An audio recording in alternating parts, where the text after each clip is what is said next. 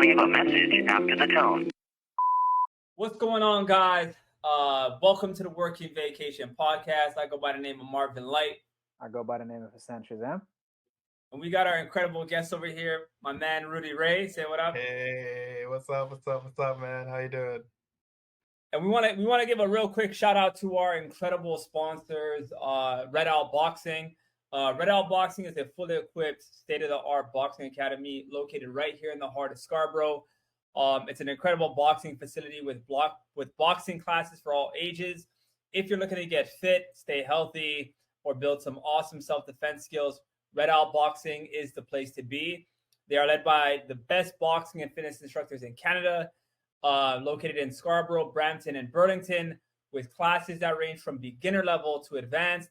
Red Owl Boxing offers something for everyone. Formulated with the perfect combination of boxing, strength, and cardio conditioning intervals, designed to make you look good, feel good, and leave with more than just a great sweat. Check them out today on Instagram at Red Owl Boxing to discover your inner champion, or www.redowlboxing.com. All right, let's get into it. Sam, we'll let you pop it off.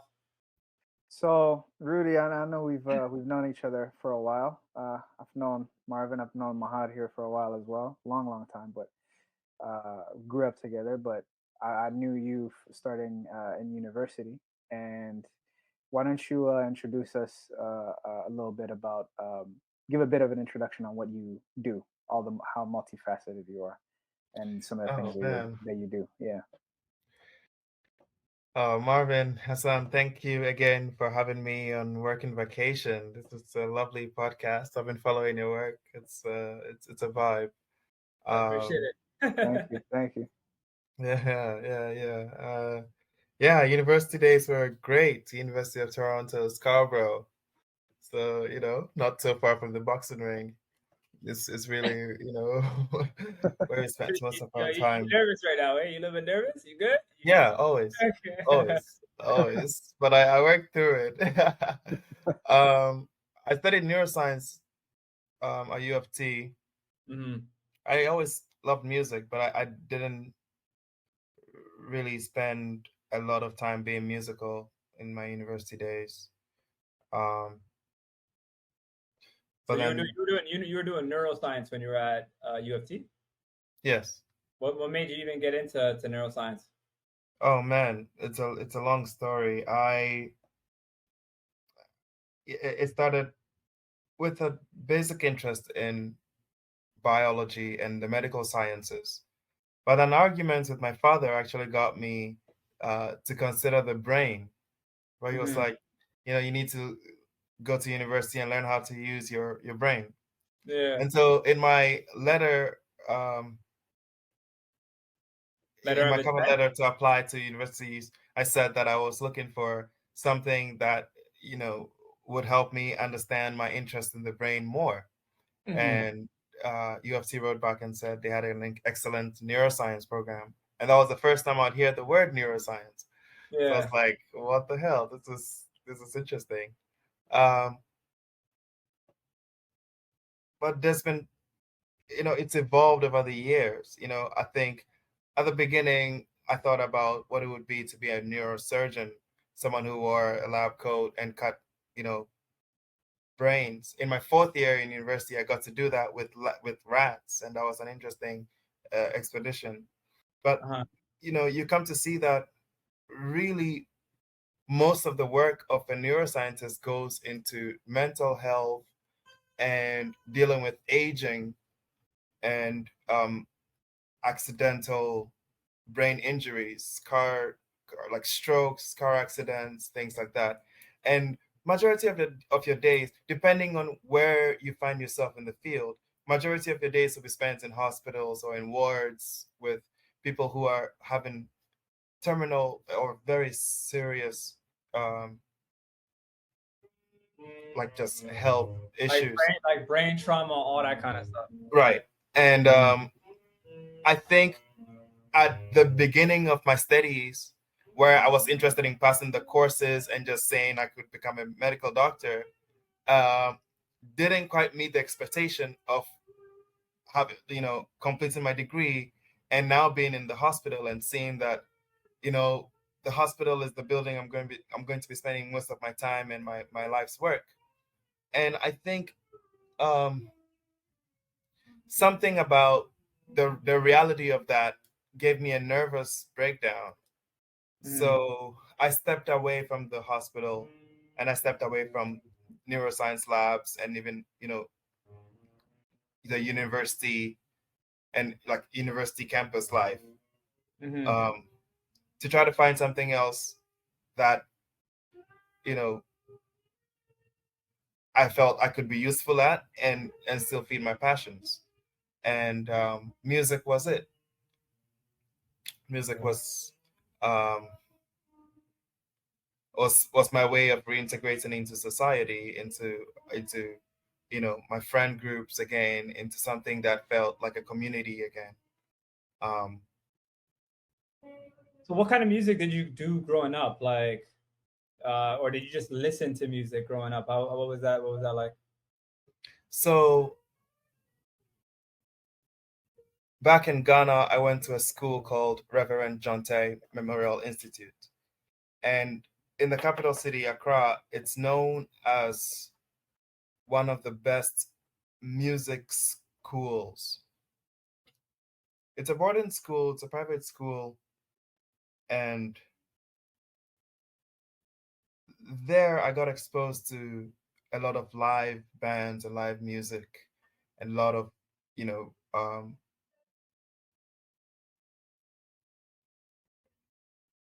should I say, happening musicians in Ghana at the time. And through that school, at a very young age, I got an opportunity to tour Europe as a trumpet player, as a young trumpet player, and play jazz. That type of exposure gave me, I guess, a certain experience and skill set to just fall back on as something I could do for fun, or as a hobby, or as a way to just keep in touch with people. For the most part, it was either in the jazz scene or the gospel in the church scene. And leaving Ghana and coming to Canada also meant leaving, playing the trumpet in churches and playing the trumpet for jazz things, and starting school, and,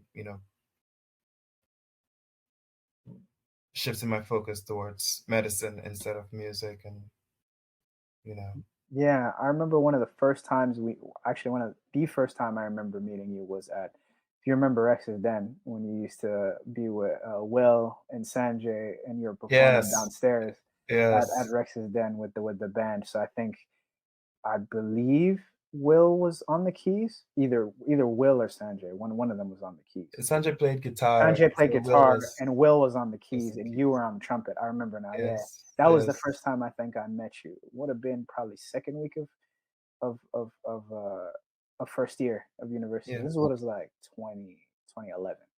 2011. 2011, yeah.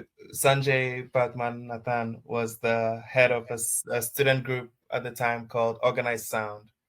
Hmm. At the university, you have small student groups that sign up with the student union to get funds, and also reservations for certain spaces to have events.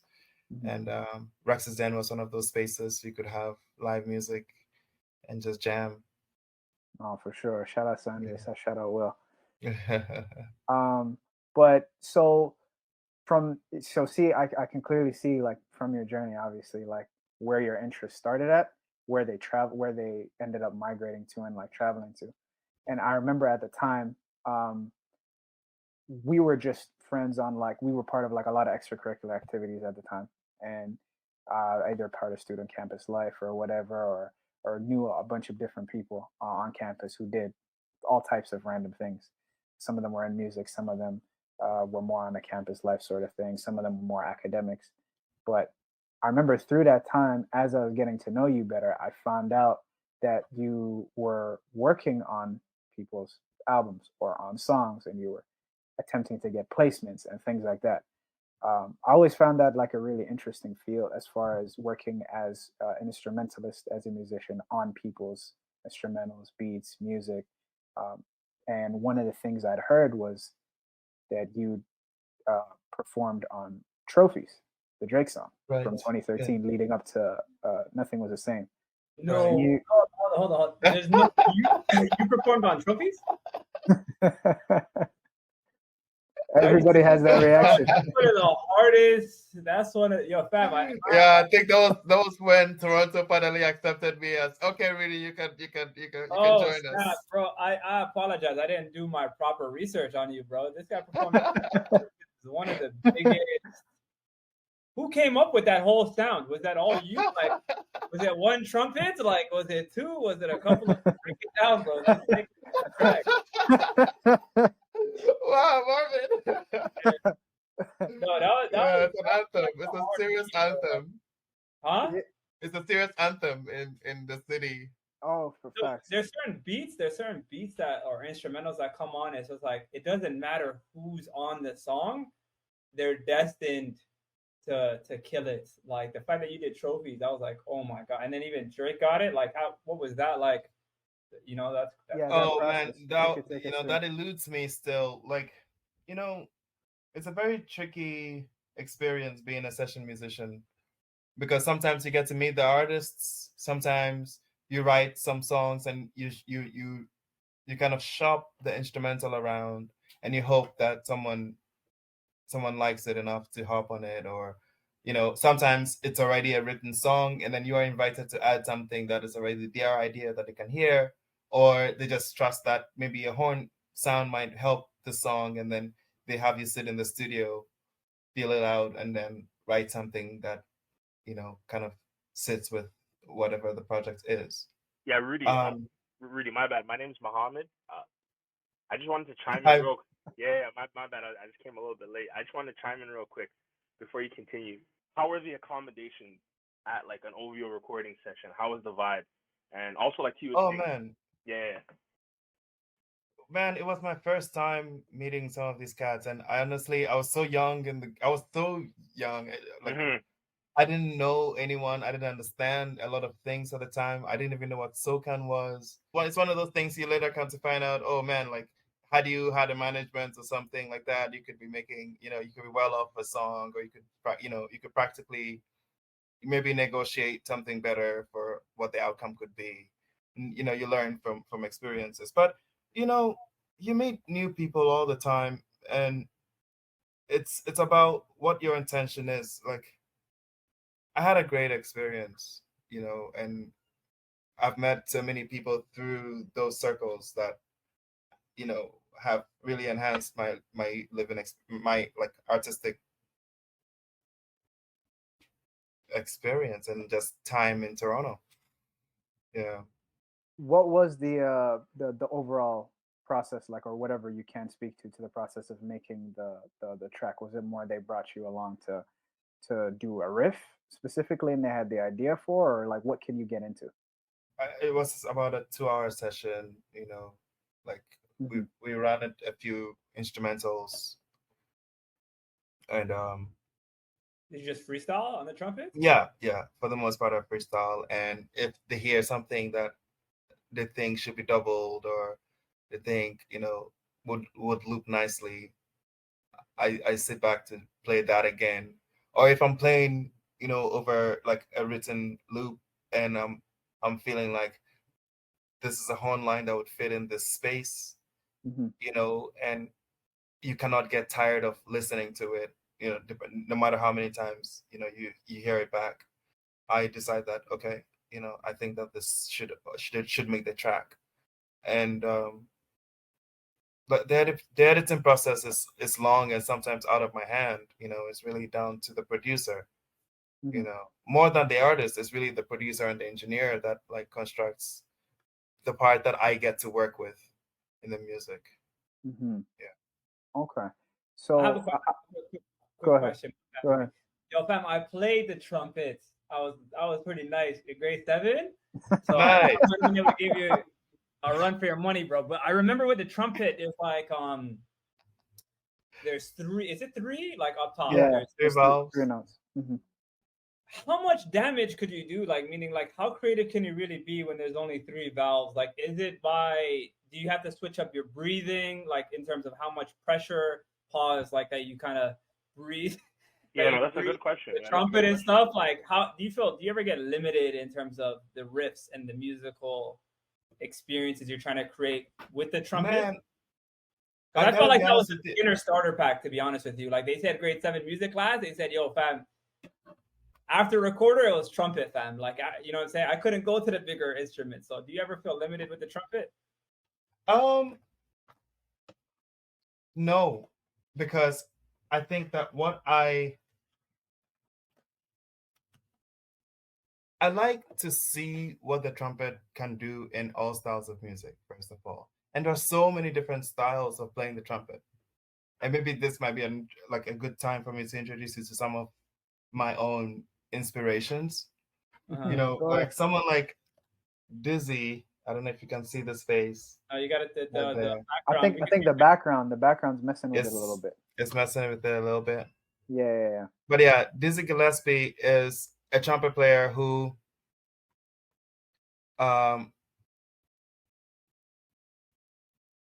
So you can just put it on pause, and then you can answer that okay, question. can you see this? Yeah. So I said, yeah. Do you ever feel limited using the trumpet? Right. That was the question. I don't. Well,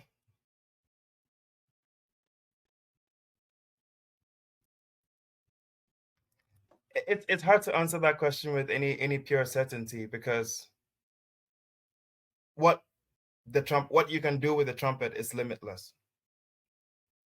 I have my own limitations because of the way I have learned to play, and maybe the amount of time and skill I have accrued as a trumpet player.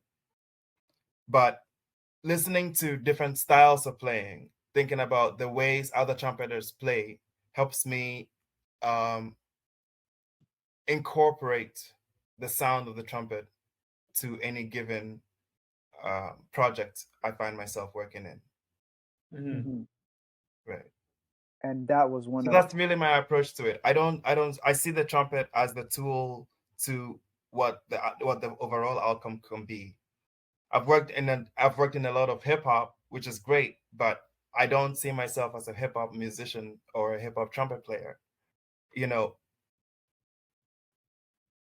But yes, I am known as a Wu-Tang trumpet player, which I'm very proud of. I love jazz, which is a really bad word to use to describe traditional music from, I'd say, 1920s to about 1950s, traditional American, social music. And that's where people like Louis Armstrong come in. That's where people like, Quincy and Miles Davis come into, the sound of my music. What I've found to distinguish my sound is my experience coming from Africa, and my specific experience training with, someone like Hugh Masekela, before even coming to North America to influence, what the musical landscape is today. So which part of Africa did you come from exactly?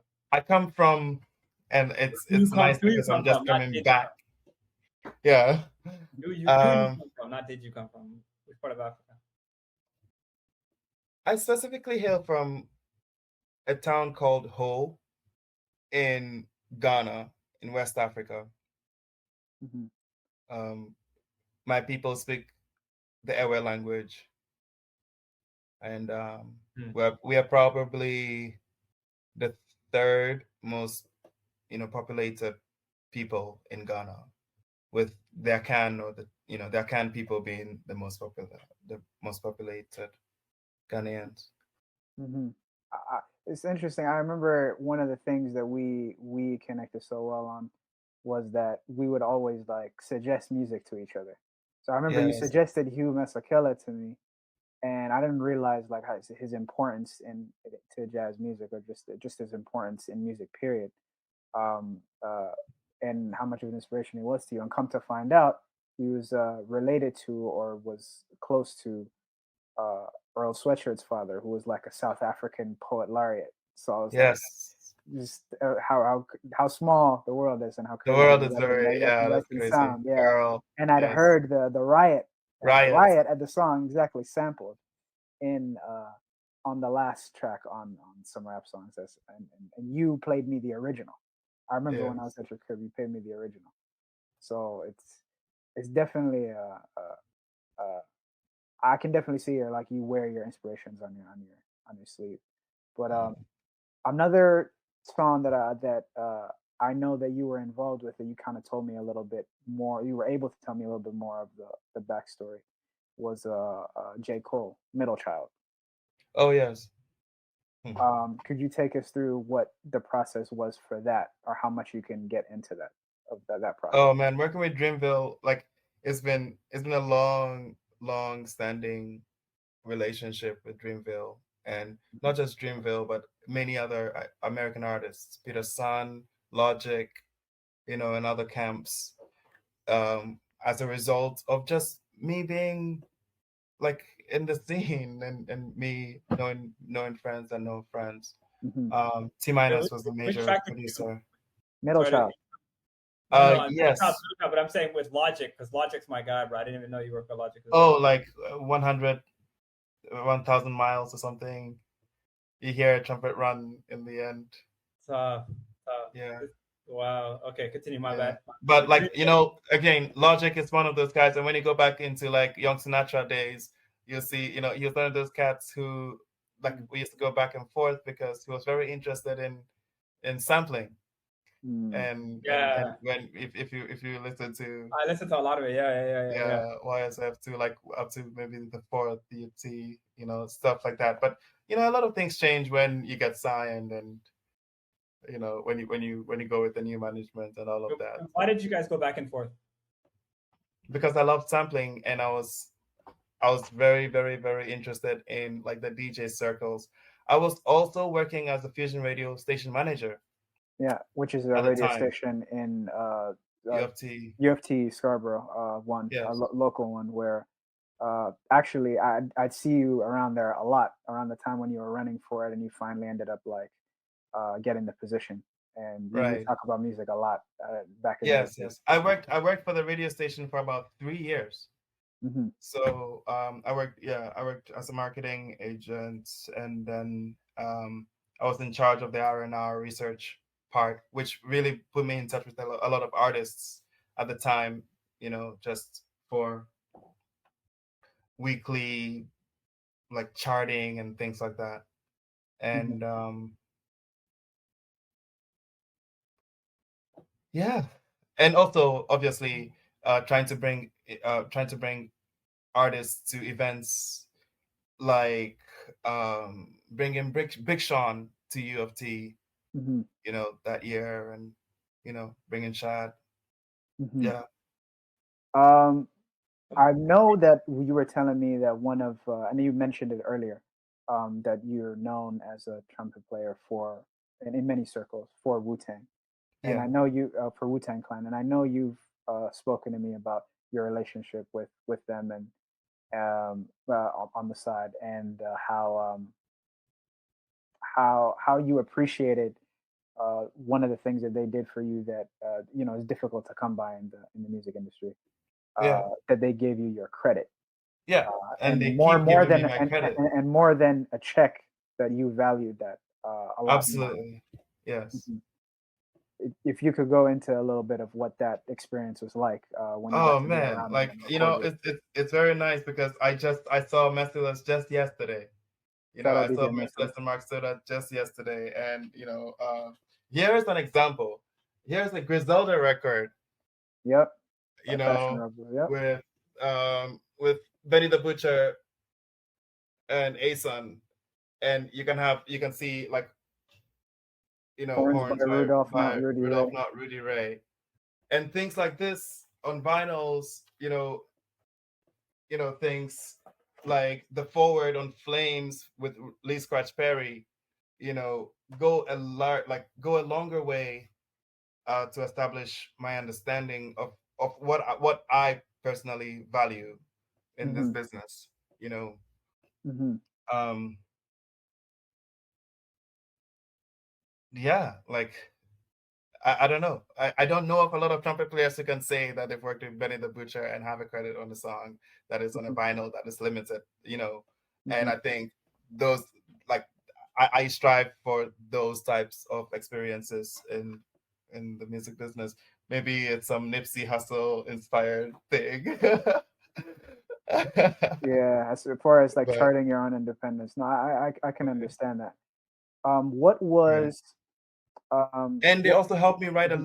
lot of demos, you know, Got you. going into that studio with Merciless has me, you know, getting in touch with artists I will never ever hear of. And that's the beauty of Wu-Tang as well. You know, they are a very intricate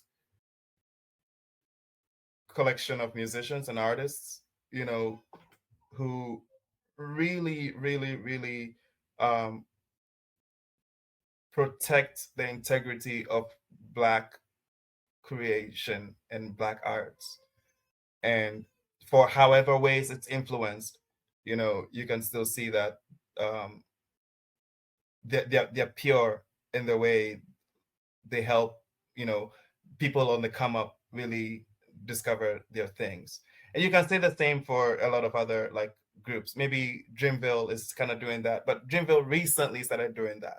You can say that, you know, TDE is doing that as well, but TDE really, you know, compared to Wu, you know. But yo, Rudy, I was gonna say, like, if you could speak to kind of your individual experience with some of the, and you can name some of the Wu Tang members. You know what I mean? For a lot of people, like for me, I didn't really listen to Wu Tang. You know, it's literally the generation maybe above us that listen to Yes. Wu Tang very heavily. So if you want to speak to your Oh individual man, like experience, I okay, know Method Hassan, Man, Redman. do you want to give Yeah, like yeah, yeah, a yeah. lowdown of Yeah, so the original core members, from my understanding, was like 9 members. RZA, Jizza, Inspector Deck, Ghostface, Method Man. Redman, Red Raekwon, I no, think. no, Redman is associated with Method Man, but he's not Red is part of yeah. maybe the extended family, Killer Bees, which is like I don't 500 remember. plus, like who even like so many members. Is there a specific Wu Tang member that you had like a great experience with, in your opinion? Meeting Merciless, maybe Okay, I'd say meeting Merciless was was like the eye-opening experience, hmm you know, because I was in the studio in the booth, getting right to the work and got not you, even knowing what it was going to yield yet. got you. You know, I think there was a magic about that you know, I can't take away, and I find it very significant to um, just my understanding of the bigger picture of um, what is American hip hop. Hmm What is the bigger picture? What is the bigger picture? Oh man, it's a strong front for you know, liberation and like, you know, the message of freedom of speech and like shedding light in consciousness, like in maybe expose, like allowing people to be safe in exploring all the facets of their consciousness freely, Wow. and and trusting that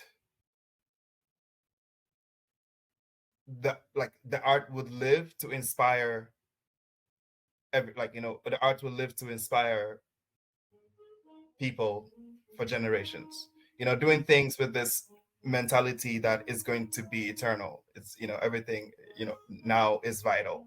hmm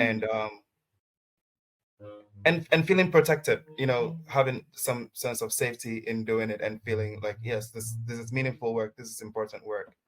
hmm um I don't think that you find that, like, I think a lot of people take a lot of things for granted, and it's nice to be reminded of the importance of certain things, even if it's like, Fleeting. even if it sounds ridiculous at first.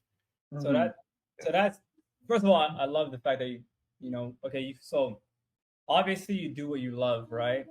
You know, and not many people in society, Rudy, obviously get a chance to do what they love. I mean, they want to do what they love, but obviously the pressure of bills, finances, all that kind of stuff just kind of seeps in. Oh, for sure.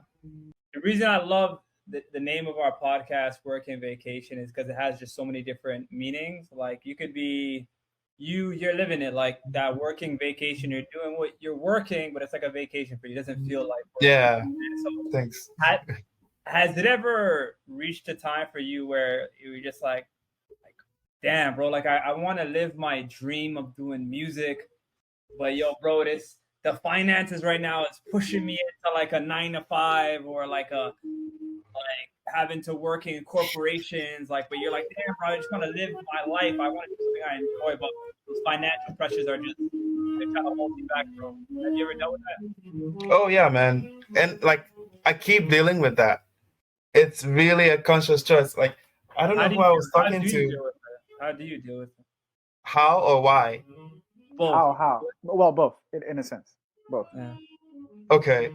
How it's sometimes by the conscious choice of knowing whether I'm doing something for like as a sanity project, or doing something for the money, or doing something that actually has a way of combining both things. You have to make that conscious. I don't remember who I was talking to who mentioned this, but they were like, how do you remain a celebrity? Like it was along the question of fame, but it was like you can choose to be famous and broke, or like rich and unknown, like past nobody fame, knows you. I guess. Yeah. Can you say that again? He basically said, like, what would you rather be? Would you rather be rich but not famous? No one knows who you are, right? You're just a stranger to everyone.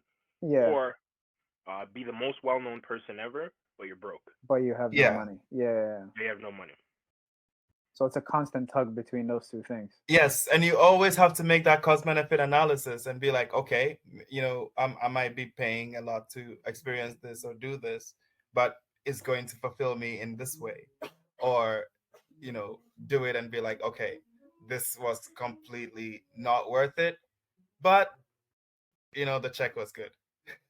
Got you. And then there were times when you feel like in both cases you lose, and then hopefully that is good material for you to write another song. No, that's real. That's real. Do you write? Do you write at all?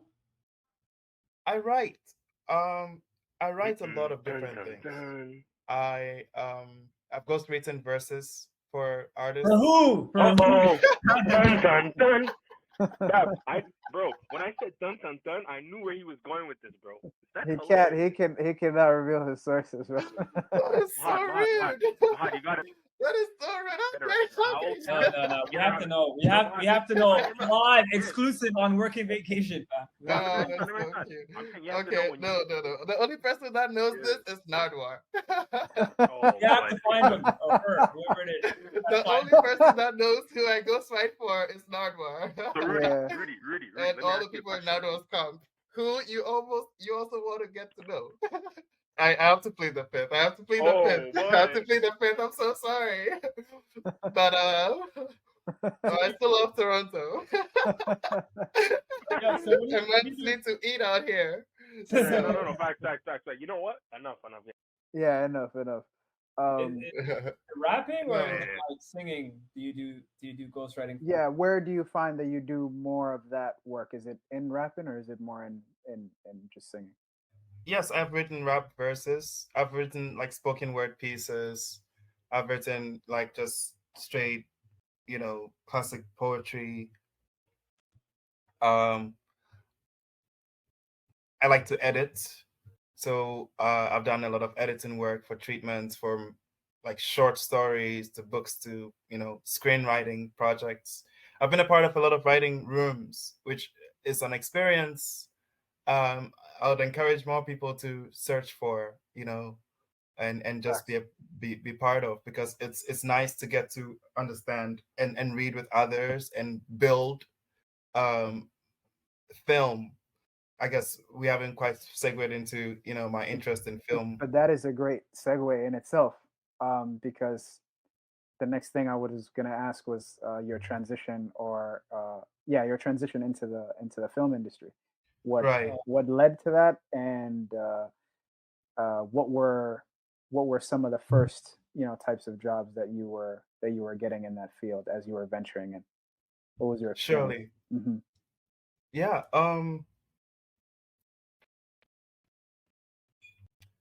I guess for a while I started to do the music and spend more time in studios, Hmm. and I figured that wasn't quite enough. And in the summers, in the spring and summer times, I like to just go busking out or just playing out, which later I'll learn it's called busking. Gotcha. And for and this is probably one of those moments, like a critical immigrant learning moment.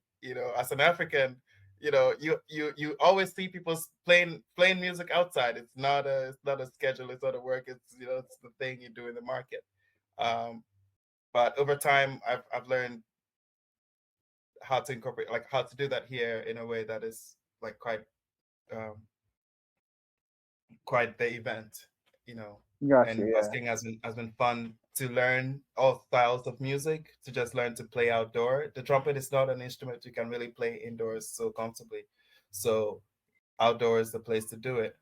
I was playing out in Kensington Market one day in the summer of 2018, What is 2019. what is that vibe like? That is like Toronto's hippie central, fam. Indeed. Everybody is smoking up. Everyone's vibing. Yeah, You know what I'm it's saying? Yeah, just it's just chill. constant traffic Very in that very area. positive place with many interesting individuals. Yeah, no, It's and lit there's though. It's all lit. kinds of music, all kinds of things happening. Like there's enough distractions, so you can kind of just do your own thing and not worry, not get too anxious. If you're trying to compose something, you can really just be in your space, but still a little secure in knowing that other people are listening and other people are kind of just chilling and vibing. Hmm. Um, I was approached by a woman named Peter Gill Williams, who was casting for a TV show, like a mini series. Hmm. And I didn't know much about that. Like, I didn't really know what I was getting myself into. But she was like, they're looking for a male black trumpet player in Okay. Toronto. Hmm. And I can't think of too many people who really fit that description in Toronto. Um, I mean, I used to play in grade 7. You know what I'm saying? so I should have been like, yo, I like know. hit up I fit Marvin, that yeah. description My homie Marvin, of out in competition. the borough, please. So Um, okay, so she pulled up on you. She said, "Yo, we need a black male trumpet player." And right. then what was the next And steps? and I was like, sure. I didn't really. I think at first I was a little insulted because it felt like, the description was exactly me, and it felt very racist, and I don't know. Uh, Um, it will take a few months, but in those months, I'll start getting calls from, or people having, like, people tagging me in Facebook and Instagram posts. There's like, Toronto is, and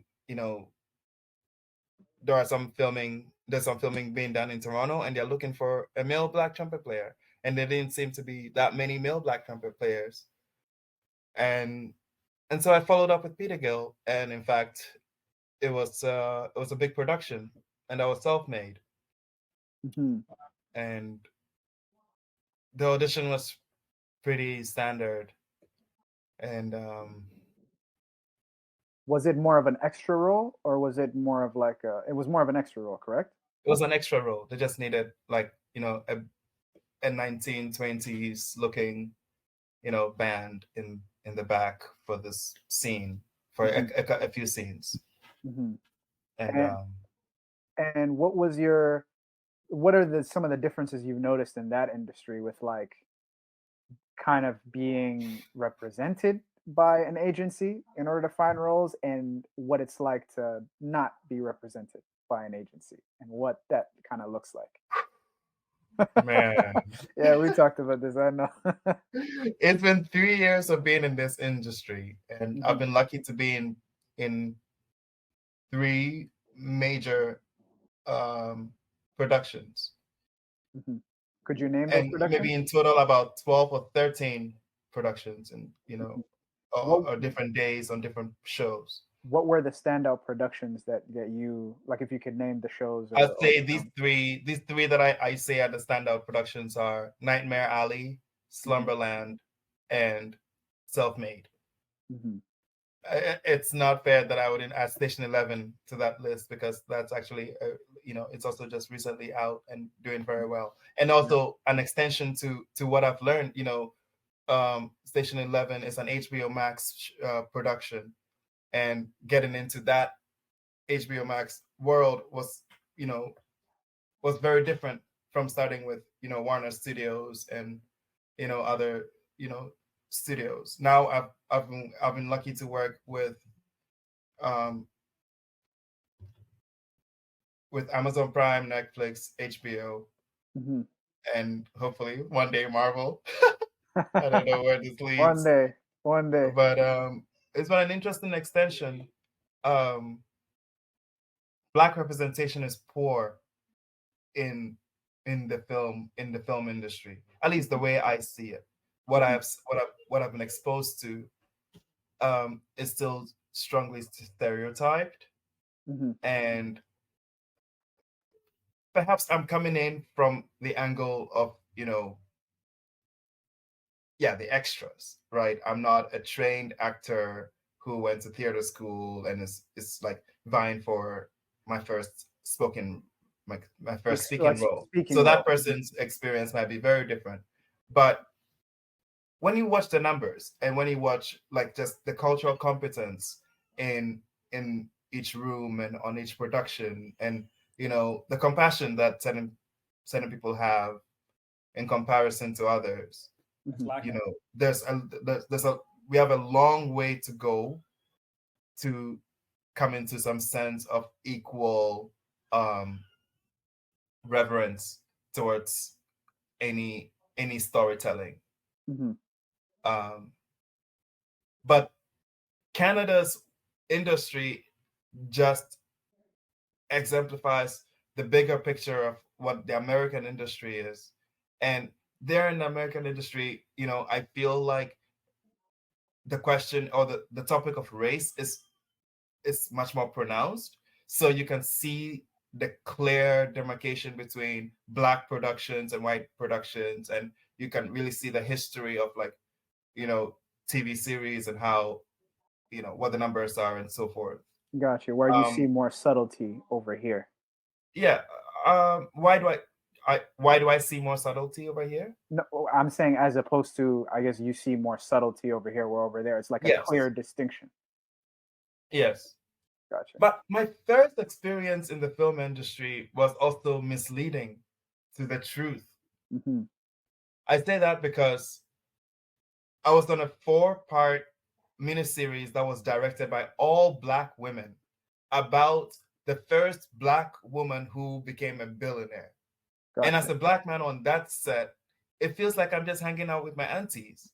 Gotcha. Like, I felt very, like, it didn't feel too much like work. Again, it felt like I was on vacation, because I was like, I was living a very surreal experience shooting, something that I had to keep a secret, out of my regular life. Oh, that was Madam. Was that Madam C.J. Walker? Yes, Yeah, nice, nice with Octavia Spencer. yes, So how did you get that connection? Because I know LeBron James' studio with Maverick yes. Carter. Spring And Hill. so I So was come it to through learn Spring Hill? about Array Productions and just the bigger production, like the other the other studios and small labels that are affiliated with making all of these stories, especially with Netflix. When you think about like Colin. So, brother, if you don't mind me asking, how did you become a part of the project? Was it through Spring Hill Entertainment or? Spring Girl, yes. No, or Array. No, I actually got in through my agent, who is a Toronto casting agent called Peter Gill. I So don't even was it know shot what Peter here? Gill's agency is called. She's just a friend of mine. You see, most of what has happened in my life has been as a result of supportive friends Perfect and network. people who just kind of looked out for me and went like, "Hey, Rudy, I think you might be able to fit this thing," or "Hey, Rudy, I think there's something in here for you," or "Hey, Rudy, I know you're broke right now. Like, come through and eat here." So, Rudy, it seems to me like you're getting to be a part of some really influential rooms, right? So, another question that I had is, when you're in these rooms, do you take the opportunity to try to network? Because if that wasn't me, I'll be honest, I'm like, yo, where's LeBron and Mav at? You know what I mean? Like where's? Oh, for sure. Yeah. Oh, There's yes. some big movies. Oh, No, go ahead, Rudy. Go ahead. absolutely. And it's strange because every experience and as the experiences pile up, it becomes more and more surreal. Like most of my last year was spent with Bradley Cooper and Guillermo del Toro because I was working on Nightmare Alley. Oh, And this I stuff didn't is get to crazy, meet man. Hiro Murai, but he was one of the major directors on Station 11, and I was looking forward to that because I'm a big fan of Atlanta. And I saw his music video, This Is America, which is wild. You remember just Get on that how one. This America Yeah, blew he had a long when it came history out. of I think shooting for music videos, but he had no history in TV. And Right, Donald just pulled him to start to start shooting Atlanta. TV, like with no background in TV, only background in music Exactly. videos, which And is getting to just powerful. watch the way these guys move, right? Getting to see how, like, one of the directors on Station 11, his name is like Podeswa. I forget, Jeremy Podeswa. He directed Game of Thrones, right? And he is such a masterful, like he's got such a, you just being around and watching the way they direct and like frame certain things is it's everything for me. It's unique. Yeah, yeah, it's unique. Yeah, No, and like just that's watching Guillermo del Toro, direct, and like listening to like Rooney Mara, Kate Blanchett, William Defoe talk to Guillermo about a scene or like how so they're you're on gonna do set. this. So you're You on know, set with everyone. yeah, like it Okay. was, and I think the pressure is less because I'm doing something there that I already do in my like that I feel like I'm already doing, as a trumpet player, but I have to do it in a way like I have to learn how to act. I have to fit, this new role, and I have to listen to how they want the final product to look. And But question: first of all, how yeah, was it? Did you ever get, like, it's just a random thing, but did you ever get that you look kind of like Daniel Kaluuya? Ever? I've heard that. You ever get that? That was one thing I Oh my was god. you just say. I was just kind of wondering if you ever got. You guys know. It must be my Yeah. unique dark skin. No, but other than that, Yeah. how is it working with Bradley Cooper, bro? Because one of my favorite movies is Limitless, bro. Limitless is one of my Nice. top. Have you watched Yeah, Burnt? top I think 10. that's one of my favorite as well. Yeah, but Which one? Which one? Limitless is wild. Burnt, he's a chef. Oh, where at the French restaurant. Yeah, Yeah, I know what you're talking about. I've seen it. I've seen crazy. it before. Yeah. Limitless is top 10 though.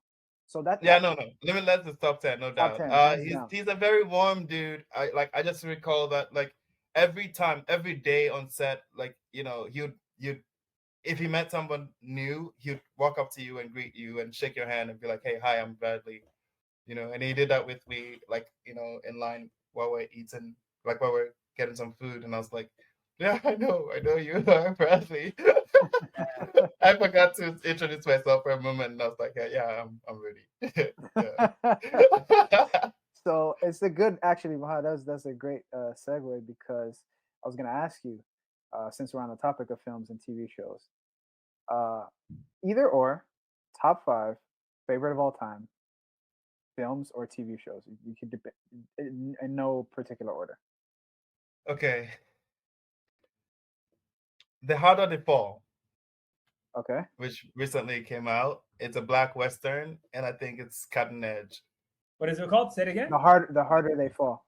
I think it's the one that Jay-Z is. Yeah, the one that Idris Jay-Z. Elba.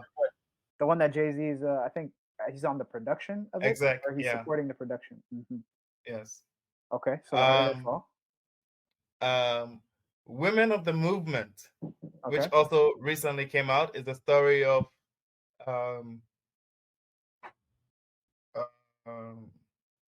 Emmett Till. Mhm. Yeah, it's Yeah, a that's a 6-part really sad series story, man. that just came out, and I think it's a good one to watch. Mhm. In Our Mother's Garden, also on Netflix. I would recommend that for people to watch.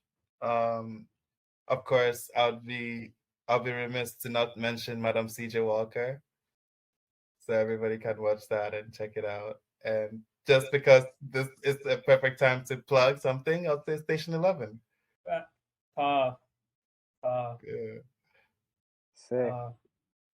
What I was gonna say was something that it's good that you encapsulated like both sides of your interests, was in music, was in film, and earlier in neuroscience.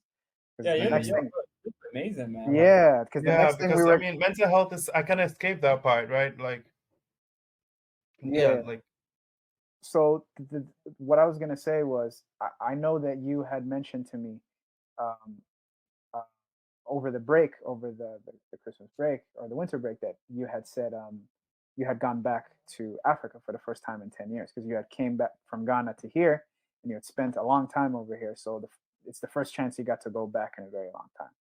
And you were explaining to me how much of a transformative experience it was for you. So I had never personally got to touch down in Somalia and Africa just in general. And I know Mahad hasn't gotten the chance to. But I'd love to hear your perspective on what that experience was like and what you can share. man, it's not an easy like trip to make, especially if you're not like, for me, I was born there, and I grew up there to into my teenage years before leaving to have many years away and then back.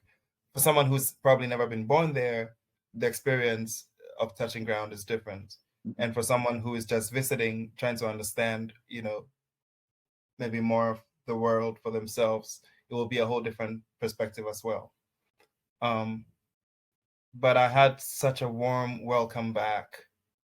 And I think until I got there, I hadn't realized how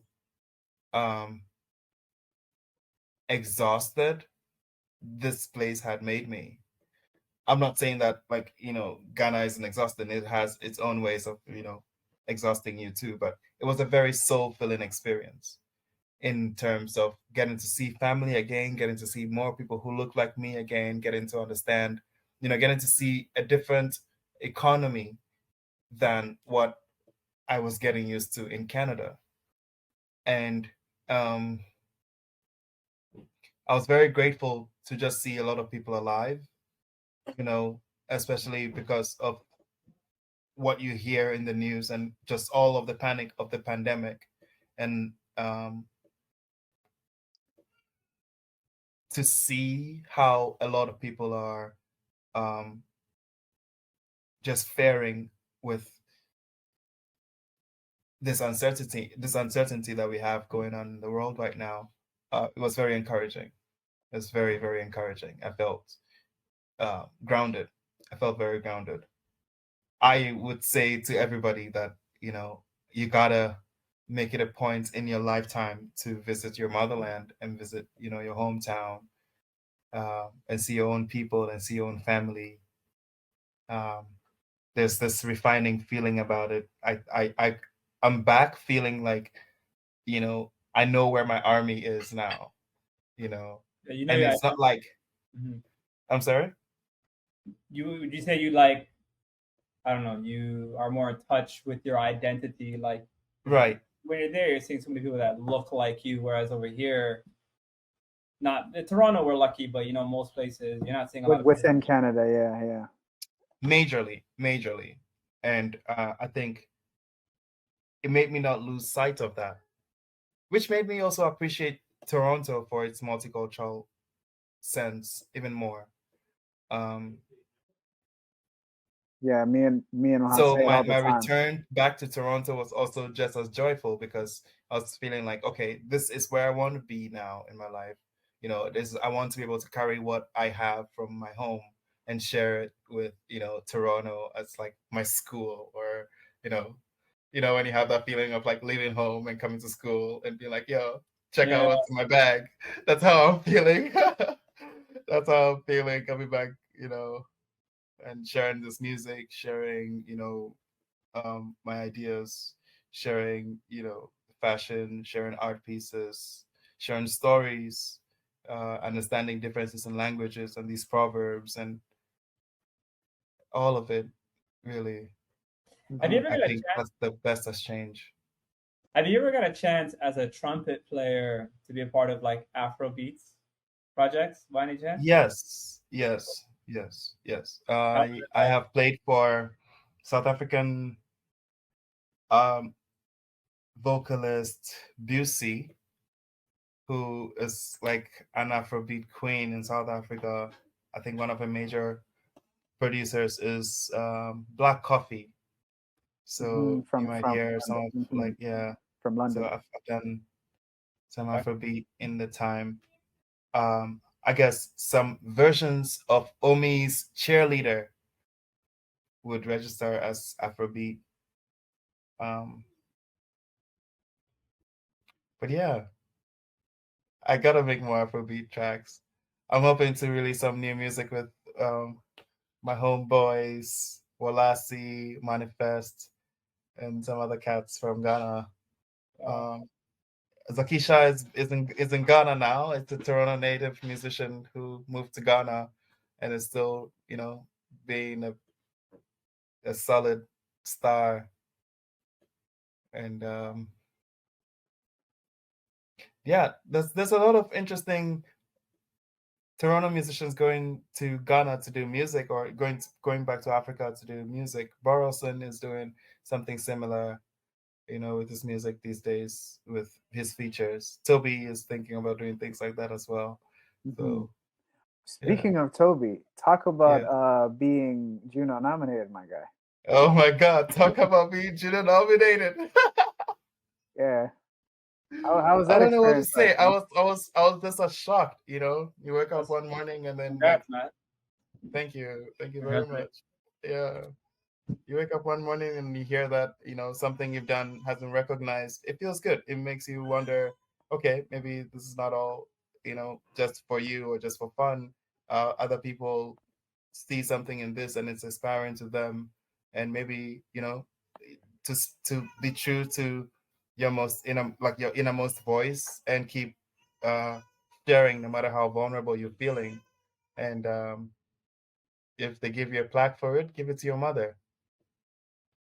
No, for Yeah. sure. No, you've shown a lot of musical sense and resourcefulness with how many people that you've obviously done work with, that you've been explained over here and you've been telling me about for years. Like you definitely I think you deserve all the flowers Oh, that you will deserve to receive, and I think you will receive over time as the work keeps going on. But you know what you need to do to stamp all that? You need to get that Hus feature, or you need to get a Hus placement, I need because to this, break into the London scene. yeah, Get a feature with Skepta. Get a track with Hus.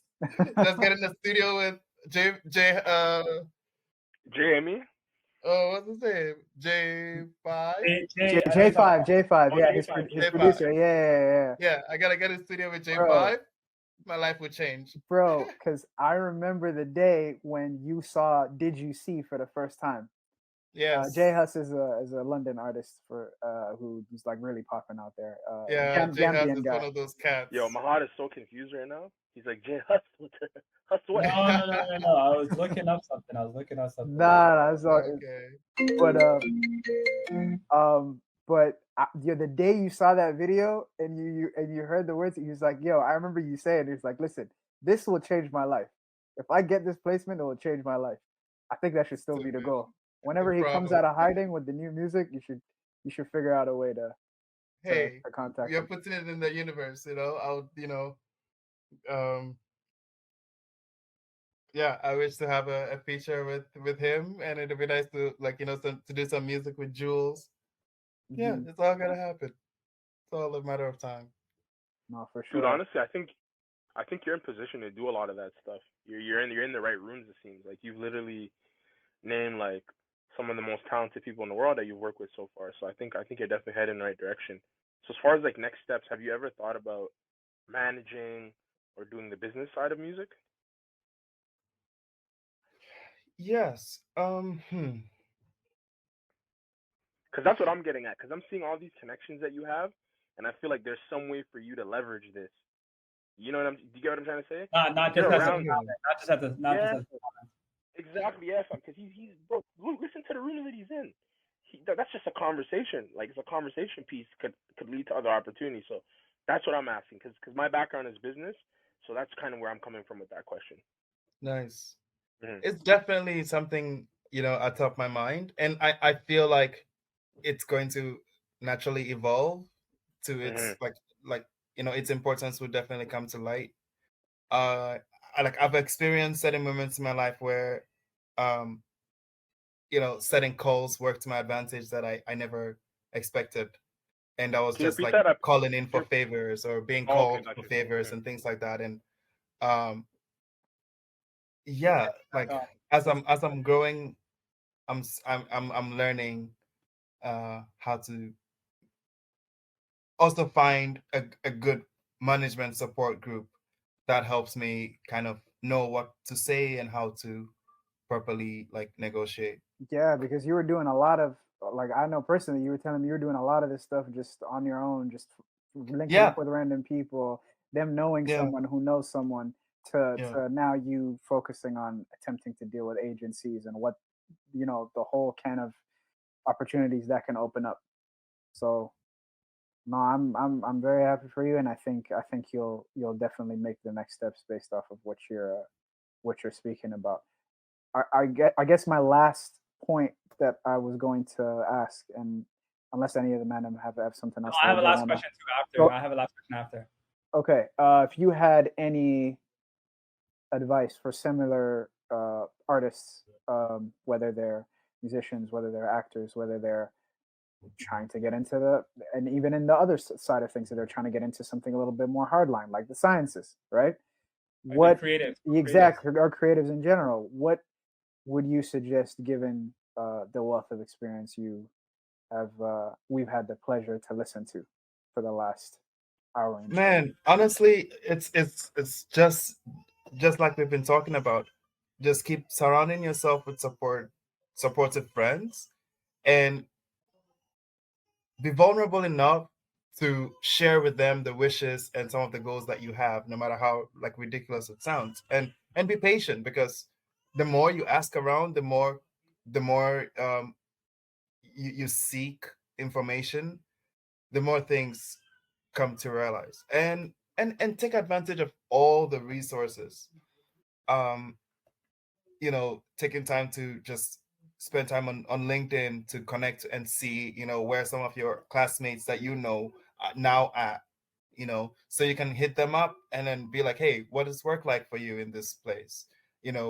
Like, get a sense of what you are doing, and what your friends are also up to, no matter how um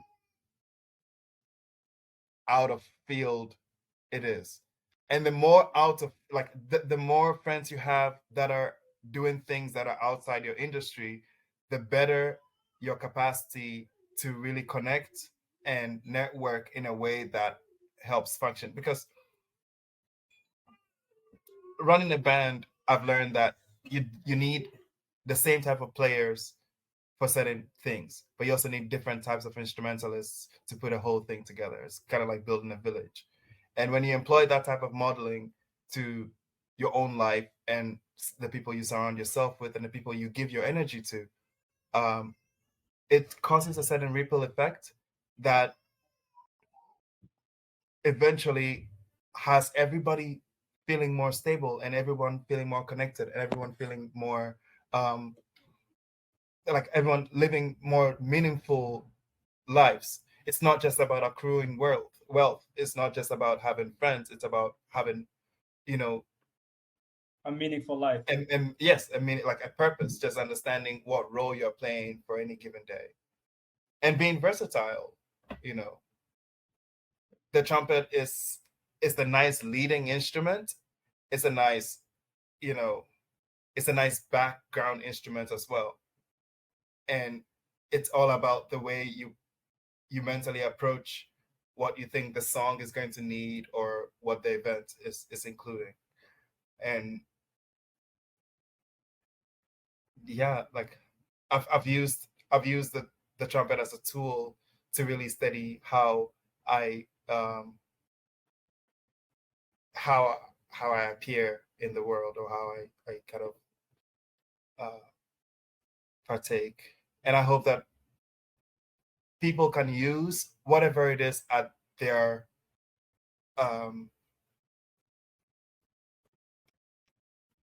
I guess at their fingertips at their disposal to do the same thing, like in terms of like, you know, the skill set they have. If it's like, you know, being a chef, being very good in, you know, in the kitchen, understanding that, you know, cooking for people or explaining how to cook and like explaining what ingredients you use and talking to friends about that can yield a certain kind of conversation that would yield like that would lead to something very meaningful. And maybe not always trying to have an end goal, and just enjoying what the journey is teaching you. You know, after a while you find that you accomplish so much more than if, you know, you set your mind to just one particular goal. So I think we can leave it at that, man. Rudy, bro, we really, really appreciate you, because to be honest, you really are embodying the definition of work and vacation. Like, you're doing something you love. But the biggest thing which you said that I really enjoyed was not being so locked in on the product or the end goal, but just really just enjoying the journey, because that's what life is all about. We appreciate you, brother. I go by it. We want to thank every single person who listens to the Working Vacation podcast. We really, really appreciate you guys. Tell a friend to tell a friend. You know what I'm saying? Like, comment, subscribe. You can listen to us on every single podcast, everywhere you listen to podcasts. Rudy, I need you to plug me in with some acting people. Yeah, my name is Rudy Ray. You can find me on Instagram at Rudy Ray Kwaku. That's Rudy Ray Kwaku, KWAKU. And on Facebook, that's Rudy Ray. My website is rudyray.co, rudyray.co. Thank you very much. Yo, hold on. You gotta get the trumpet, fam. We gotta hear 1 minute of trumpets for Drake. The Drake is, I have to verify. Oh, that would be hard. No, that would be hard. We gotta get the trumpet. I gotta verify if you really play Drake. We get copyrighted? No, we might. No, we might. You never know, actually. No. You could. Yeah, he trademarks all of his stuff. Yeah, don't worry. It on the trumpet, fam. We have like 2 followers. We're blessed, fam. Don't worry. How many people are listening to us right now, fam? We're blessed. I love how this guy's recording this in the pod right now, Mohad.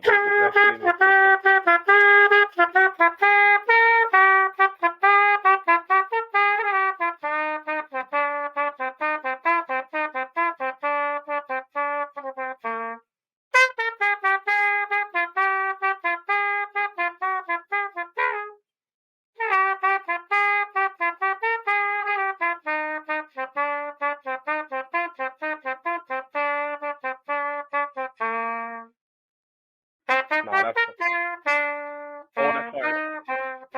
hard.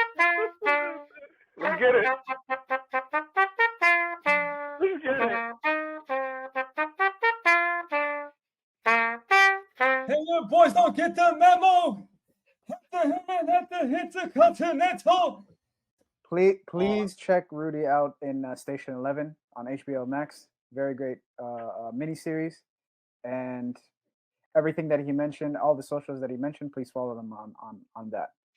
Thank you. Yes.